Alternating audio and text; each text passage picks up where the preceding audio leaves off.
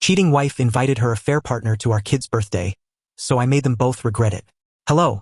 I've been a lurker here for a little while, trying to process infidelity in my life. Long story short, my wife and I have been married for 8 years, together a few years longer in total, and we have 2 small kids.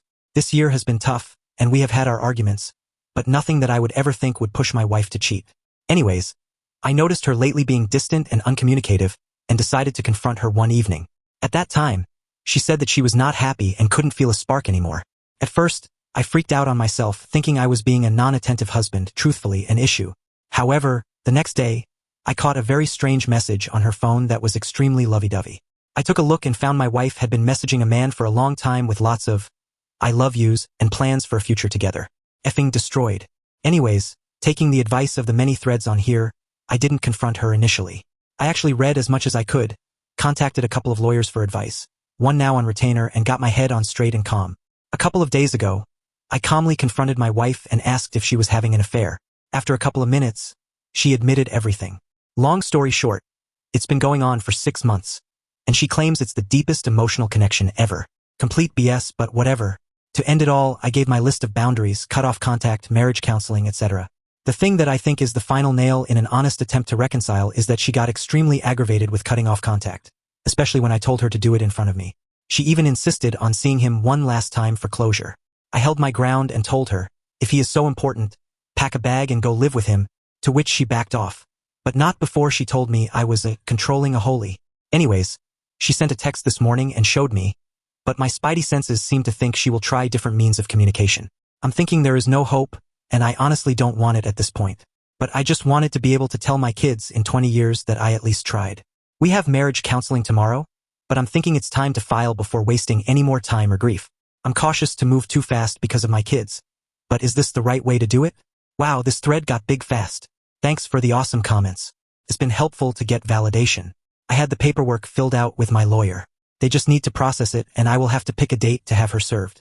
You're all right. This will not end well if I do go the doormat route. I need to think about my future, my kids, and move on.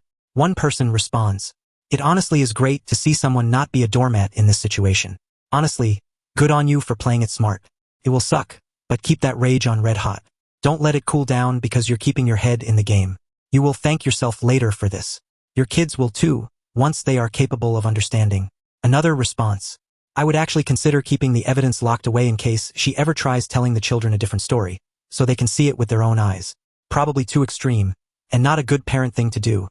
To go that scorched earth and salt the fields. OP responds.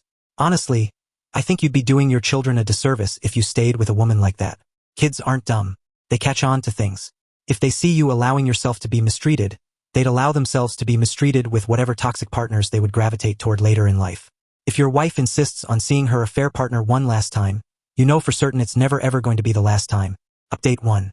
Simply put, these past few weeks sucked, but they've given me time for a lot of soul-searching and thinking.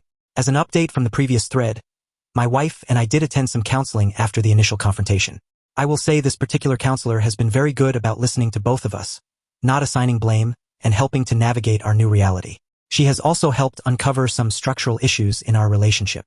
While it doesn't at all excuse my wife's behavior, it's at least helpful for me to know for a future relationship, not to repeat the same mistakes. As also mentioned in the thread, my wife's initial reaction to my boundary to cut off contact with the affair partner went unheeded. I did catch small messages between them before she completely went dark with her chat logs and phone. After seeing that, I decided to file. She was served a few days ago. Final update. A few days later, my daughter's birthday party was coming up. I already celebrated with her, but my ex-wife invited me to her party at my old house. And guess what? The affair partner was going to be there. I knew it was a trap. So I made a last-minute decision. I showed up early, dropped off my daughter's gift, and walked right into the backyard. And there they were, my ex-wife and her affair partner, decorating together, looking like a happy couple.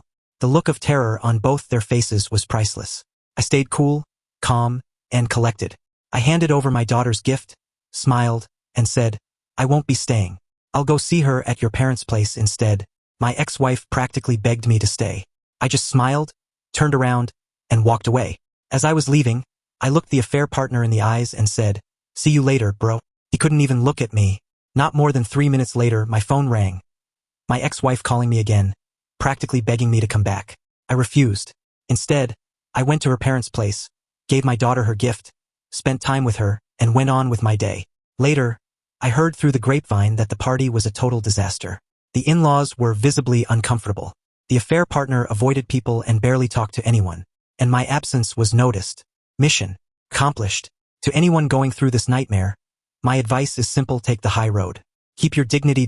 Don't engage in their drama. Because at the end of the day, your peace is worth more than their chaos.